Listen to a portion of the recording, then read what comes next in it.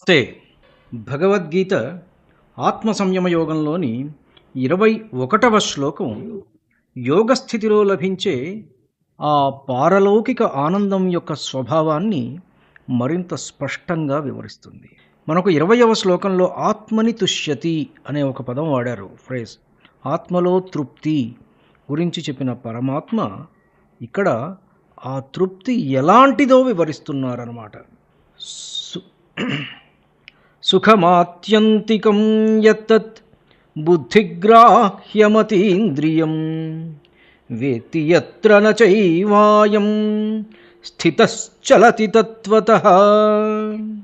అతీంద్రియం ఇంద్రియ గోచరము కానిదియు, బుద్ధిగ్రాహ్యం పవిత్రమైన సూక్ష్మ బుద్ధి ద్వారా మాత్రమే గ్రహింపదగినదియు, ఆత్యంతికం నిరవధికమైన, యత్ సుఖం.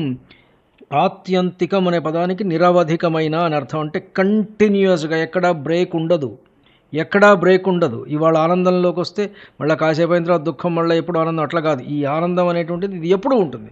ఇట్స్ ఎ కంటిన్యూయం అనమాట.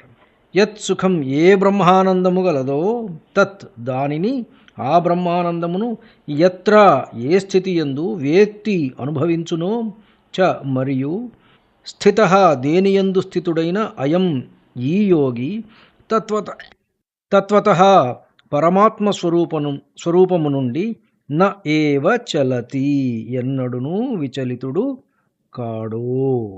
బ్రహ్మానందానుభవము ఇంద్రియాతీతమైనది, పవిత్రమైనటువంటి సూక్ష్మ బుద్ధి ద్వారా మాత్రమే గ్రాహ్యమైనది. ఆ బ్రహ్మానందమును అనుభవించుచు దానియందే స్థితుడయ్యున్న యోగి పరమాత్మ స్వరూపము నుండి ఏమాత్రము విచలితుడు కానే కాడు. అతీంద్రియ సుఖం అంటే బియాండ్ సెన్సెస్.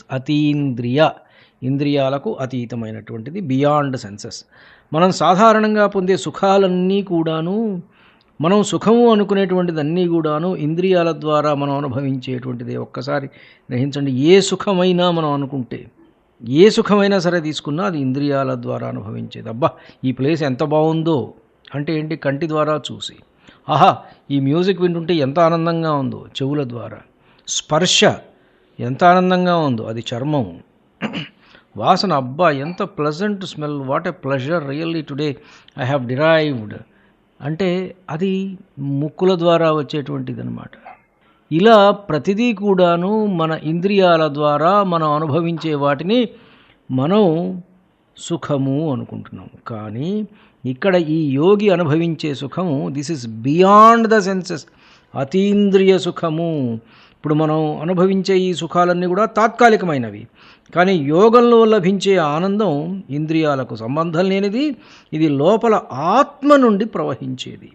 బుద్ధిగ్రాహ్యం అంటే దిస్ ఇస్ గ్రాస్పబుల్ బై ఇంటలెక్ట్. అవునా? కాదు. ఈ ఆనందం మన మనస్సుకు అందదు, ఎందుకంటే మనస్సు చంచలమైనది. కానీ రాగద్వేషాలు లేని పదునైన శుద్ధ బుద్ధి, ప్యూర్ ఇంటలెక్ట్, మామూలు ఇంటలెక్ట్కి అందదు. కానీ ప్యూర్ ఇంటలెక్ట్, శుద్ధమైనటువంటి బుద్ధి, ప్యూరెస్ట్ ఫామ్, ఈ పరమానందాన్ని రుచి చూడగలదు. అన్షేకబుల్, నిశ్చలంగా ఉంటుంది. ఒక్కసారి ఆ దివ్యానందాన్ని రుచి చూసిన సాధకుడు మళ్ళీ ఈ లోకంలోని చిన్న చిన్న తాత్కాలిక సుఖాల కోసం ప్రాకులాడడు. చక్కెర లభించిన వాడు బెల్లం ముక్క కోసం వెదగనట్టుగా పరమాత్మతత్వంలో స్థిరపడిన వాడు ఆ స్థితి నుండి కిందకు దిగిరాడు. ప్యూర్ కాన్షియస్నెస్ అని మనం పిలవచ్చు అన్నమాట దీన్ని. బాహ్య ప్రేరణలు ఏవీ లేకుండానే మన మెదడు అత్యున్నతమైనటువంటి ఆనంద స్థితిని, పీక్ ఎక్స్పీరియన్స్ చేరుకోవడం అన్నమాట ఇది. ఇంద్రియాల ద్వారా వచ్చే ప్లెజర్కు, ఇంద్రియాల ద్వారా వచ్చేదేమో దట్ ఈస్ ప్లెజర్, మన ఆత్మ ద్వారా కలిగేదేమో దట్ ఈస్ బ్లిస్, ఇది బ్రహ్మానందము అంటారు. ఉన్న తేడా ఈ శ్లోకం తెలియజేస్తుందన్నమాట. ధన్యుణ్ణి. నమస్కారం. మీ ఊటుకూరు జానకి రామారావు.